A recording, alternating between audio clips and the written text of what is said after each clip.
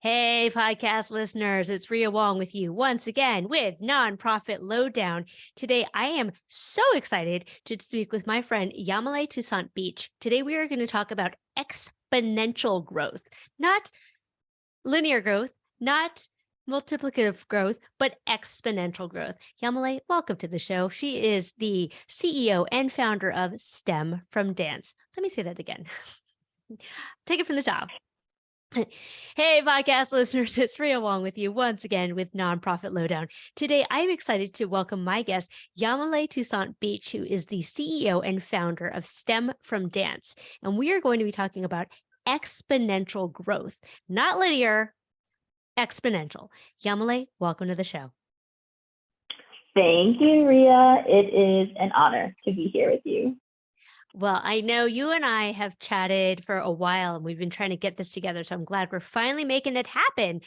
Before we talk about the tremendous job that you've done growing your nonprofit, tell us a little bit about yourself and your journey here, because it's a little bit non-traditional, I would say. Sure. I think to start with being a little girl and just being obsessed with dance. I loved everything about dance. My dance studio was a home away from home. When I was at home, I would just be dancing all over the house, just constantly practicing, and also at the same time, I was really into math and science, which probably came heavily from the influence of my parents. My father especially was a mechanical engineer. And, in hindsight, I think I just really admired how much he loved what he did. Like, he loved being the person, and to this day, loves being the person that could just fix something and build something and not need to rely on somebody else to do it. But, just like with his hands, he can create. And so I think in hindsight, I really admired that and decided to go that route instead of the dance route. So I went to MIT to study mechanical engineering, and can I just pause? Wait, pause. Say it again for the people, because I find that extraordinary. You went to MIT, people, to study mechanical engineering. Okay, please continue. I just want to make sure that we highlighted that. Yes, and it was hard. It was really hard. And but I was just so I felt very inspired by what I was learning, and even just the way it transformed how I saw the world. I started to see the world as a bunch of problems that I could potentially have an impact on. And but at the same time, I was very disappointed by how few people of color there were there. Like in my class of about 1,000 students, there were 20 Black women. And I felt like there's got to be a way to change that. And really that thought is what led me to then become a teacher. So I joined Teach for America, and I became a high school math teacher in East New York, Brooklyn. And, when I think about my time teaching, what was really meaningful was getting to know my students and seeing how much math was scary for them. It was unpleasant. They just had they would say things like, oh, math is not for me. Or, like the algebra was this exam they had to pass so that they could just go on and move on with their lives and graduate from high school. And I just felt like that was part of the problem, just the mindset that exists towards math. And that's what made me think back to my time dancing, because, what I realized now that I didn't realize then was that through dance, I built confidence. I engaged in an activity that was meaningful to me, to my culture. I was encouraged to be creative. And I just gained this community. And I thought those are the ways I want my students to describe learning math and engineering and things like this. And so I started to wonder, like, is there a way that these two can can be integrated, or at least like side by side, so that they can, so that what you gain from one can translate to the other. That was the initial thesis. And I ended up doing a pilot with, at that school that I was teaching at, just worked with a handful of girls and really just started to explore that.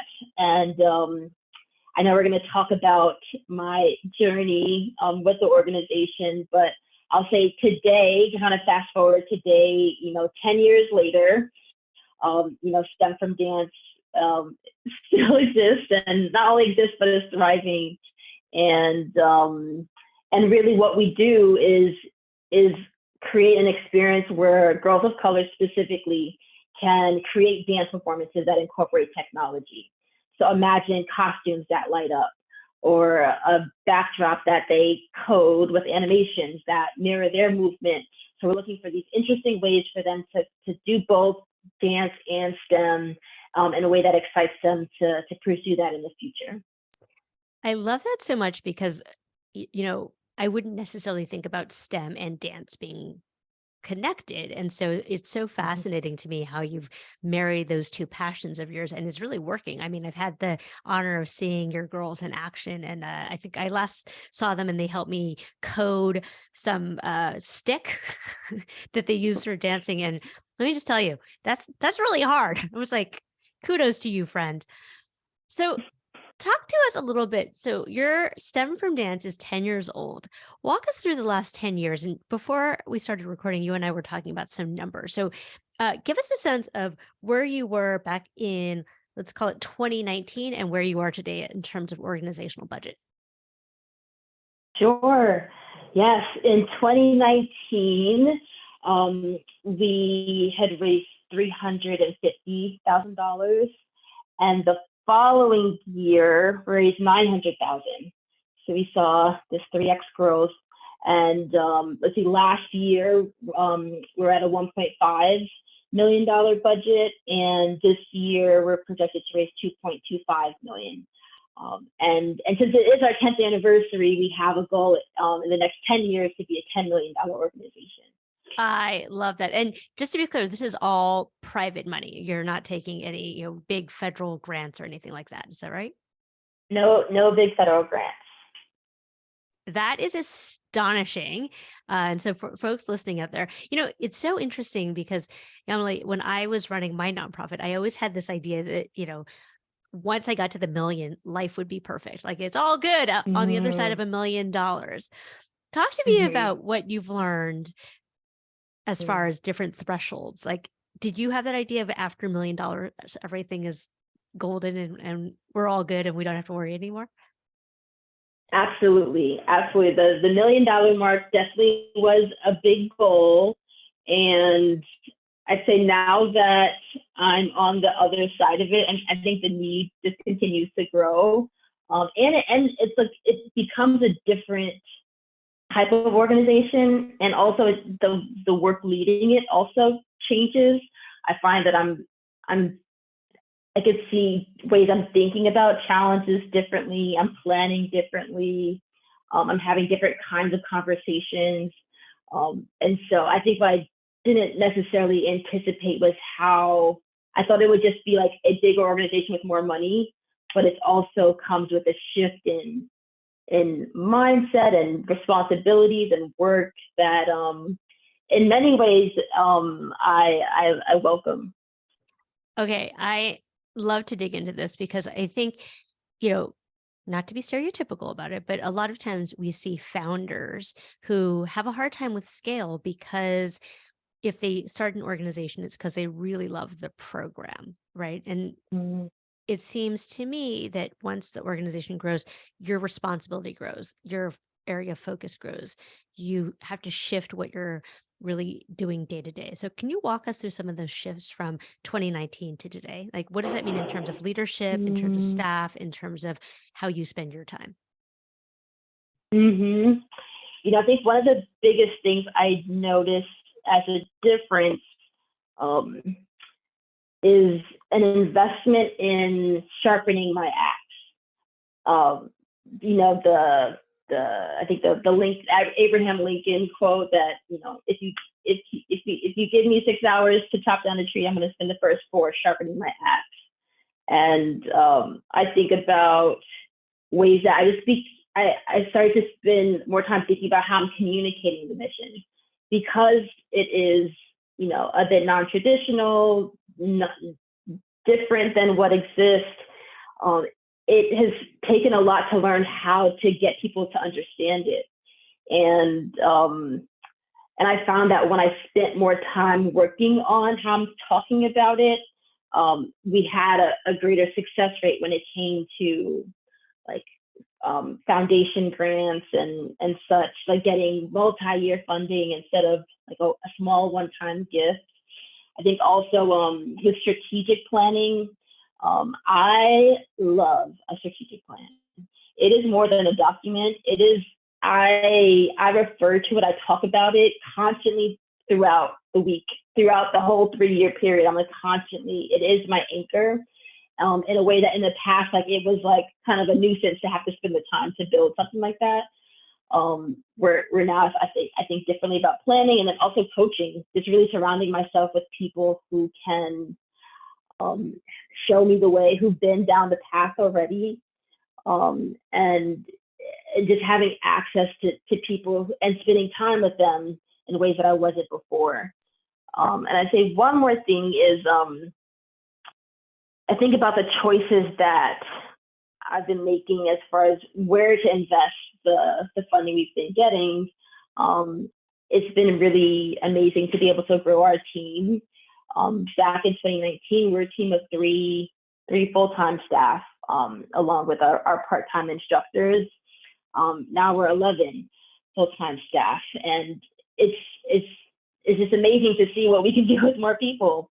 So I think it's just been really great to be able to invest in the team, invest in consultants who can help us with very specific levels of expertise, and then also marketing. I guess I'd say because our work is so visual, I found that really the girls' work and their performances really showcase our mission the best. And so started to invest in like very high quality video production, because when people see that, and they see that before they have a conversation with me about funding or partnership or whatever it is, it just does such a great job of really advocating for the mission and explaining it and helping it make sense. So I think those are the things that help to shift into more of a growth trajectory. Okay. You said so much here, and I want to unpack some of this. The first thing I want to bring up is you talking about investing in yourself and your skills, because I know so often in nonprofit, we want to like save money, and we think of professional development as a luxury. But I know that you, and full disclosure, Brooke and I talk about you as a success case, but you've really invested in coaching for yourself to upskill around fundraising, around strategic planning, around leadership. So talk to me about, was it a hard decision to make these pretty significant investments in your professional development? And how did you talk to your board about it? Because I think sometimes too, it's also convincing the board that this is a good investment to make. Yeah, it's such a good question. Initially, I think it's hard, especially kind of going from that place of scarcity, just feeling like we're just trying to get by. Like I remember when I would have to come off of payroll to make sure that our instructors are getting paid. Like that's a very different place to be, to then be in a position to pay for, a coach, or like a strategic planning consultant. And so initially that was difficult, but also being in that place where getting resources was so difficult, I also knew the importance of investing in things that would allow us to continue to grow. Like I wanted to sort of stretch the dollars. So I knew that if we invested in having a really great plan, that does bring about more funding. I just knew that, like, that idea of sharpening the axe, I knew that if I had a sharper axe, I would be able to get further. And so over time, I've just come to love thinking about that and just really appreciate having, like, being in that space. Like, I love being able to, speak to potential consultants and not have to choose, like, the lowest bid because that's all we could afford, but I really can choose exactly what we need and the person who is the right partner. And so and as far as the board, I think because they have been so much in the journey with me, I think they also had a similar perspective in understanding the need to invest in these areas too.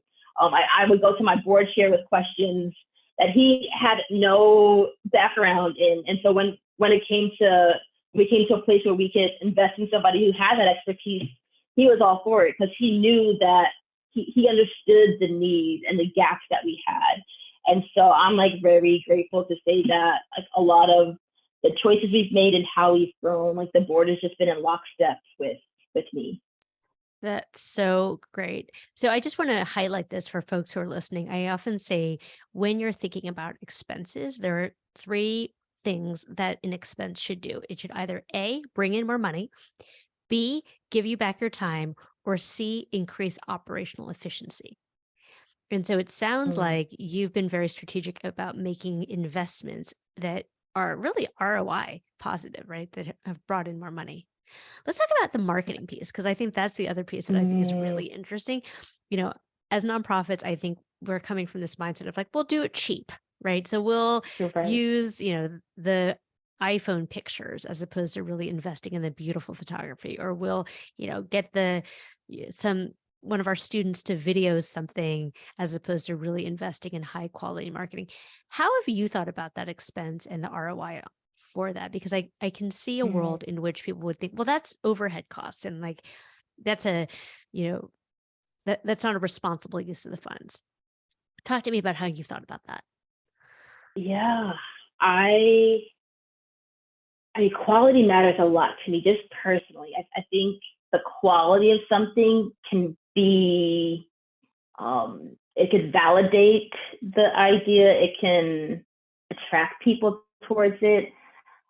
I've always, and even though I'm thinking about the dance aspect of our work, like, I want our students to be presented as artists, not just these little kids who are dancing on stage with lights.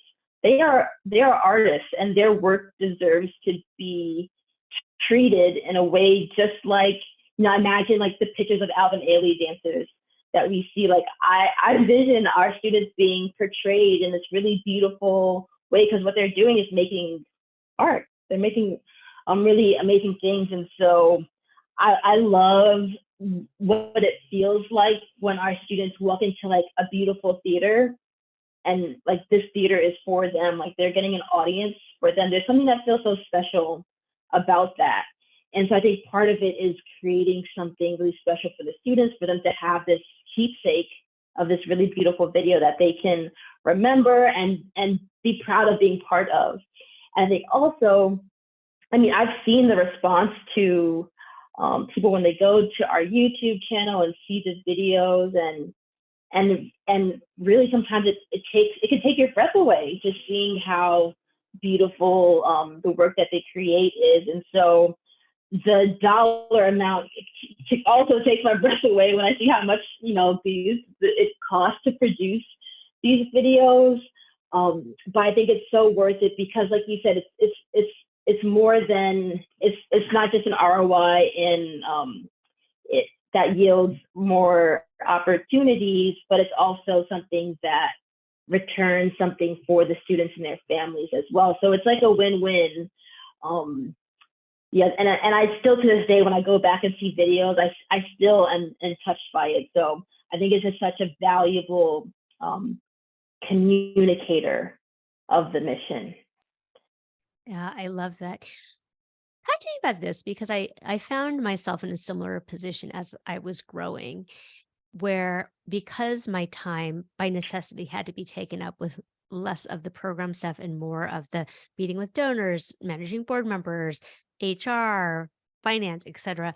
How do you continue to stay connected to the program? Because I think that is a Mm. challenge of founders as well. They started the organization because they love this very particular part of it, but the job is different now. Your time should be Mhm. spent differently now. And yet, how do you stay connected to the thing that you loved to begin with? Mm. Yes, I had a friend text me recently about taking a dance class. A friend I used to dance with when I was a kid, and man, it's been so long since I've danced, and I miss it so much. So even just that distance is tough, and yeah, now that the times that I'm in the room and planning the lessons and really part of that work has been less and less. And for me, what I find a lot of motivation from is our vision to grow the program. We have an ambitious strategic plan for the next 3 years to bring this from something that has been rooted in New York City to become national and eventually global. And what excites me about that is what we found is that there's students who otherwise would not consider STEM if it had not been for this integration with dance. And I think there are communities and girls all over the country and the world who just need that experience to unlock that within them. So it's motivating to me to think that by me spending time to get the resources and to create the plans to scale then allows more and more girls to have this experience. That's enough of the fuel that I need. And I still get into the room. I still have the conversations. I love the one-on-one relationships, where I've been able to coach and mentor. Like one of my mentees started in Georgia Tech this fall, and I'm keeping up with her. She's studying computer engineering. So I just love also just that one-on-one relationship as well. I love that. So, talk to me a little bit about how you preserve the culture of the organization Mm. as you grow. Because one of the challenges that I faced when I was growing was we were a team of three. And then I think at the biggest, I had a full time team of 15. And I really had to think very strategically and intentionally about culture and communication and the processes underneath. Because when you're a three-person team and you can just turn around and be like, hey, we're doing this, cool, compared to Mm-hmm. being an 11-person team, it doesn't seem that much bigger. And yet things break along the way. So, talk to me about how you've been Mm-hmm. able to think about how to keep things from breaking or fixing things that break, but also preserving what you feel is the heart of the culture of STEM from dance. Mm-hmm. Yes, yes. I think that's so important. What's something I observed, especially around the time when I went on maternity leave for 4 months, and it was really the first time that the team had to exist without my presence. I completely checked out. And what I learned was that a lot of the culture lived with me. I was the culture. And what I had to learn how to do is make what was implicit to me explicit. And I actually worked with Brooke and Susie and veteran EDs who have been down that road to really show me how to do that, how to articulate what was just instinctive to me, and we were able to create like a set of values, um, clarity around how the values show up, and also tools to use to make sure that we're living into them. I think I love tools, I love systems. And so, things like how do we kick off a project? How do we make sure that we're aligned at the beginning of it? How do we bring challenges to one another? What does our team meeting look like?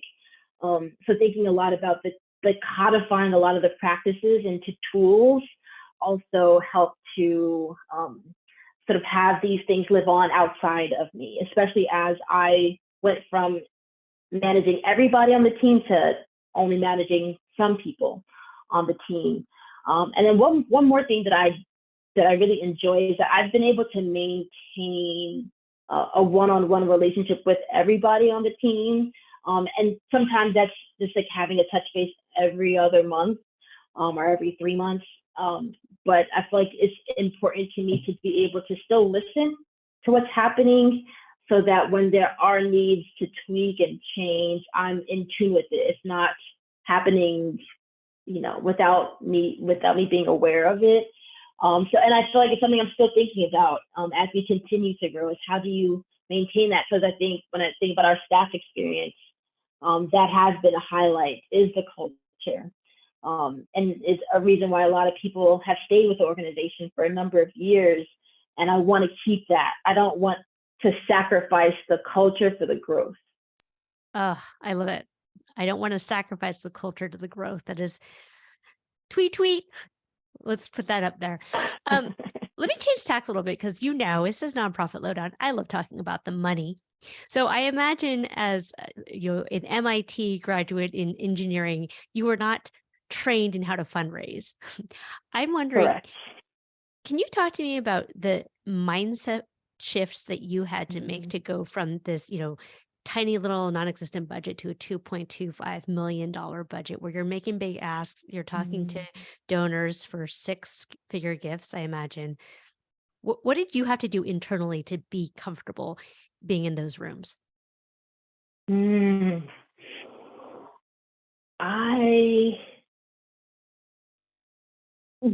think one thing is acknowledging what you just said, the fact that I did not know what I was doing, and I had to learn.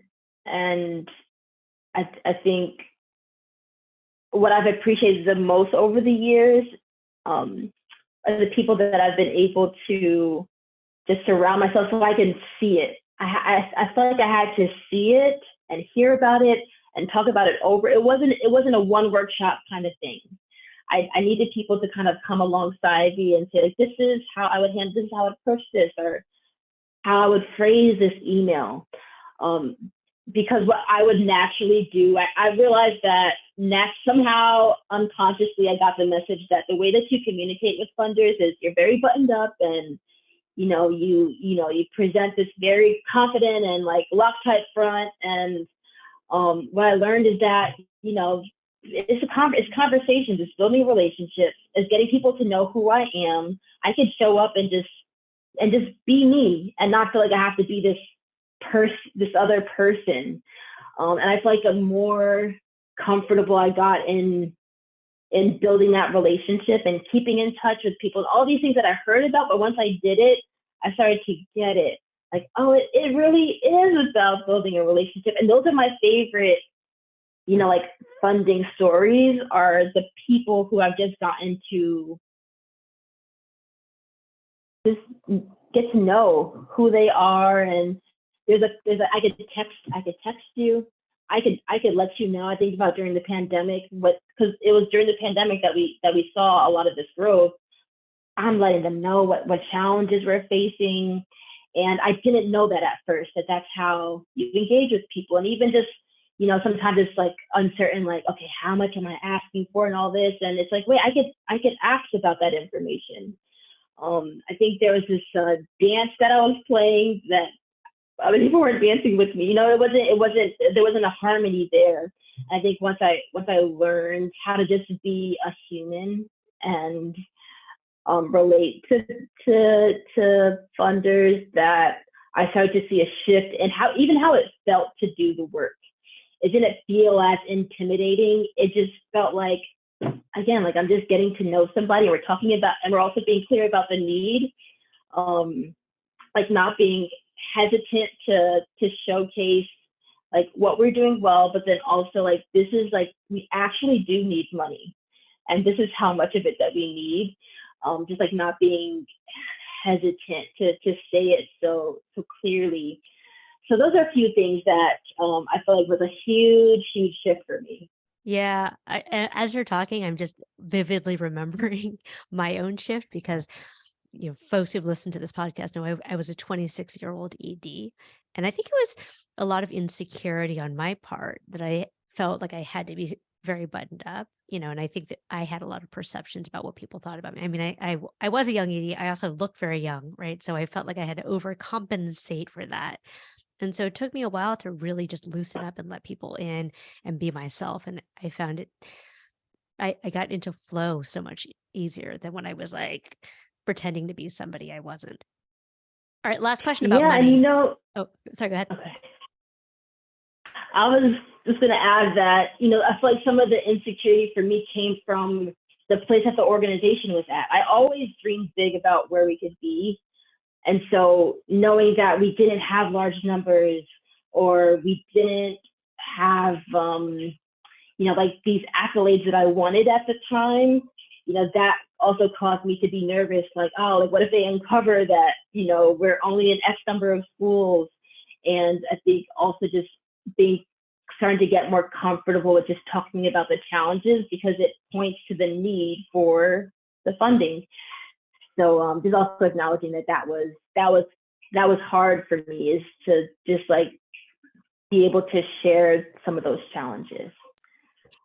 Well, let me ask you one last question about fundraising and money, because you may know, folks on the call, folks listening to this podcast may know, one of the big things that I teach about is money mindset and our relationship to money. And I think in the nonprofit world, we really operate in this scarcity mindset of, oh, there's not enough, I'm not going to afford that, but not enough time, not enough money, not enough resources.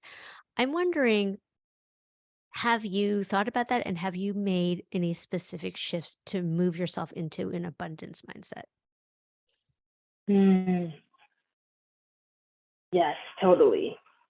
Having a bigger budget and seeing the ways I'm able to dream about what's possible and implement it, that just makes me want, like, that has encouraged my shift to an abundant mindset. When I think about the things that we're able to invest in now that, we weren't able to do before, it encourages me to something I'm thinking about is, I remember one time I showed Brooke a budget of mine, and what my expenses lined up with exactly how much I thought I can raise. And she was like, then where is the opportunity for growth, or like for what you don't know that you can get? And yeah, I feel like just thinking of just seeing it and being bold enough to say, I don't know exactly where every single one of these dollars is going to come from, but I know this is what we need, and here's a plan to demonstrate why we need it. I feel like having that confidence to put that there has really transformed the kind of conversations that I'm having. I love that so much, because that's exactly right. So often I think we create these budgets. I know you work with Sherry, we call them squeak by budgets of just enough. Like I think I'm going to be able to make, raise 3% more than I did last year. So I'm just going to raise expenses 3% more. But I think we need to give ourselves permission to dream and have bold ideas, because bold people are attracted to bold ideas. And, 3% increase Yeah, on your budget is not inspiring. right. All right, let me ask you to be a little bit vulnerable here. What are some of the mistakes that you made along the way, or things that you wish you'd done differently? Mm. One thing I've realized is I would always count on the best case scenario. Like the best case scenario would be the scenario. And so when this really promising conversation with a funder took place, I was, okay, this is the person that's going to get us to that next level, right? And I would be so excited about it. Like I It's would so funny. I think I would Yamilee, I say, go ahead. hope is not a strategy. Right. And that's what I found out. Because then I would count on these conversations, and when it didn't pan out, it would be like a deficit. And so I think about some of the early years and just the disappointment that I just kept experiencing. And so when I shifted to just being more realistic, I found that I started to become a better planner, especially when it came to our forecast. And it enabled us to actually accomplish the plans that we had for like the money that we brought in. So that's one mistake. I'd say another is I go back to the years when I was trying to figure things out and I didn't have like enough coaches, and not enough, but like I didn't have people in place who were sort of coaching me as much as I needed to. I think there's a lot that I was like hoping I could just figure out, like especially on the fundraising piece. It's like, okay, all I gotta do is raise some money. Surely I can figure this out. And it took like a few years of not getting the results that I hoped for that made me say, okay, I just need help. And again, once I had these, people who have been in my position like 10 years prior showing me the way, it just made my work so much more efficient. There's like things that I avoided because they were like, when I was at this point, I needed to focus on this. I shouldn't have done this. I made this wrong hire. And I just absorbed that like a sponge. And now I'm to the point where if I have a major decision, I'm going to, like one of these advisors. So I wish I did that sooner. That you are singing from my songbook, friend, because so often, when Brooke and I are out here talking to people about being in our programs, we're like, let's help you avoid the mistakes that we made. And I don't, it just seems so obvious, but I think the reluctance to invest, maybe because because you think you don't have the money or you don't have the time or you think it's not going to work for you, that is real. But I also think you were smart enough to figure out that like you can learn from other people's mistakes and save yourself a whole lot of Right. time. All right, Mm-hmm. last question for me. Actually, last two questions. I have a fun question, but the last question for me is, I'm sure you speak to lots of folks who are social entrepreneurs or want to start a nonprofit. I speak to a lot of them too. What would your advice be? Because in some ways, you've done the thing that I counsel people against. Because I think a lot of people come and they're like, I want to start this new nonprofit. I'm like, why? like, not that I don't think there's a need, but I often think too that people jump into it without realizing that they're actually running a small business Mm-hmm. or a big business in your case. So, what would your advice be to anyone listening who's thinking about starting a nonprofit or has a small nonprofit that they're trying to get off the ground? Yes. I think that there is a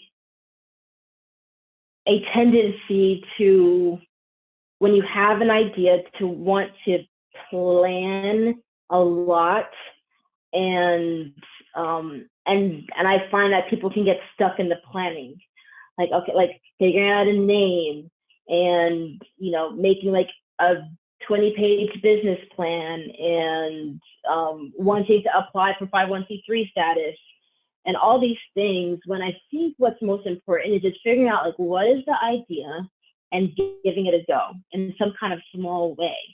And that's what I always encourage people to think about is like, okay, you have a big idea. What's one bite of it that you can implement? For me, that was going back to the school that I worked at, because I knew the principal and I knew she would just, be open to something that I, proposed to her.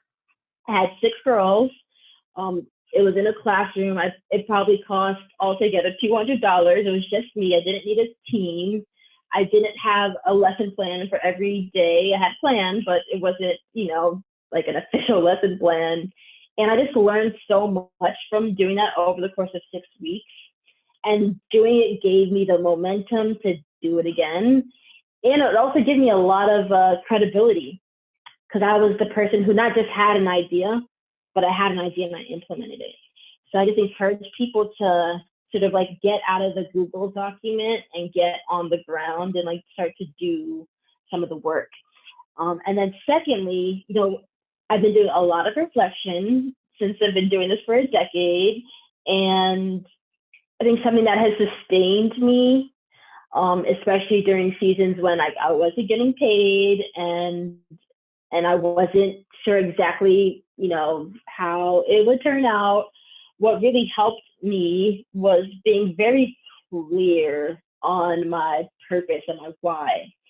like for me, doing this work is not it's not a job.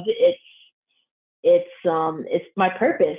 I believe that I didn't just randomly have this experience of being a dancer and an engineer. I think part of my purpose and my destiny is to do the work that I'm doing, and that being my anchor helped me when we weren't getting the funding.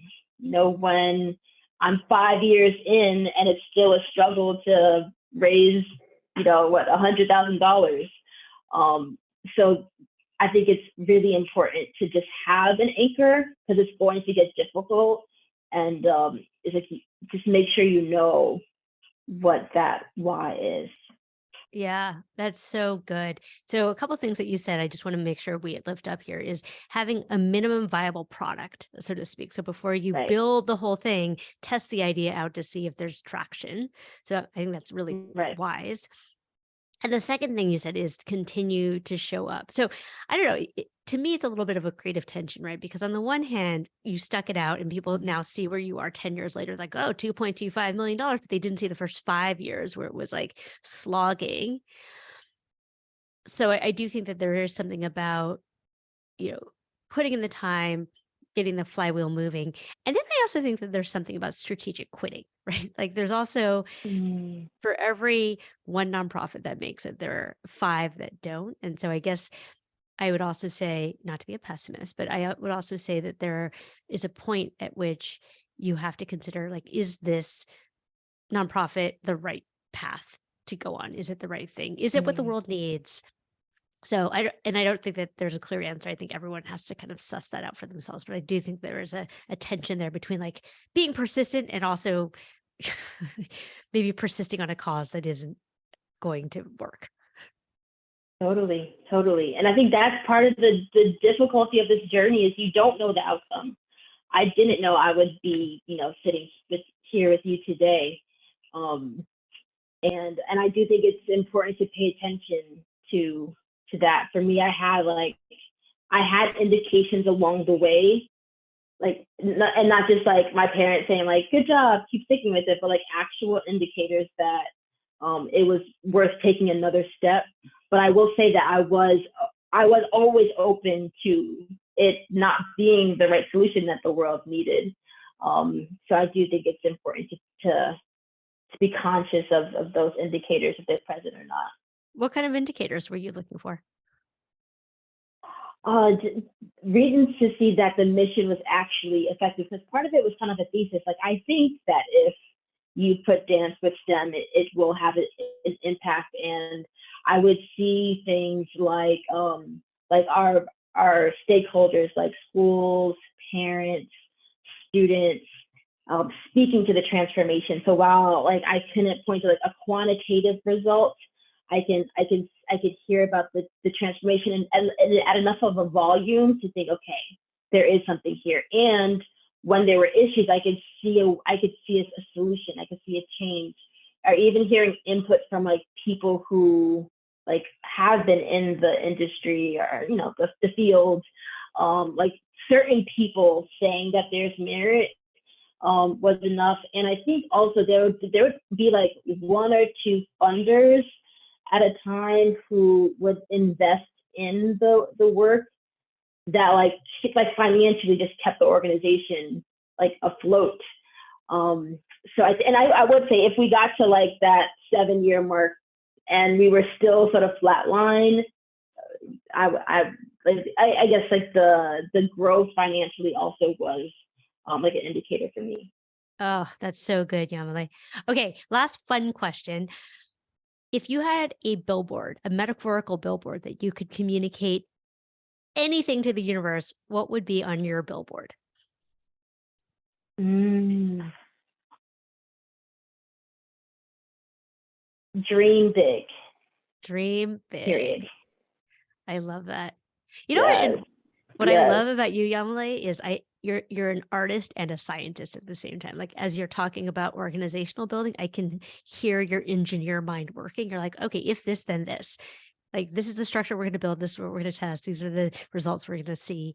And at the same time, you're a beautiful artist and you're a dancer. So you're really left brain, right brain, which is very rare. Thank you. And that's for me. I never saw it that way. I was just doing the things that I loved, and so like my dream big moment was when I realized that okay, these aren't random. There's a value here, Yeah. and it took like thinking really big to be able to hone in on this idea. So that would be my billboard. Amazing. I love it. Well, Yamilee, thank you so much for your time. This has been such a fun conversation. We'll make sure to put your information in the show notes if folks want to learn more about STEM from Dance, which you should. It's an incredible organization. And is it okay if I put your LinkedIn if folks want to get in touch with you? Yes, that'd be great. All right. We'll make sure it's all in the show notes. Yamilee, thank you so much. Have a great rest of your week. Thanks. You too.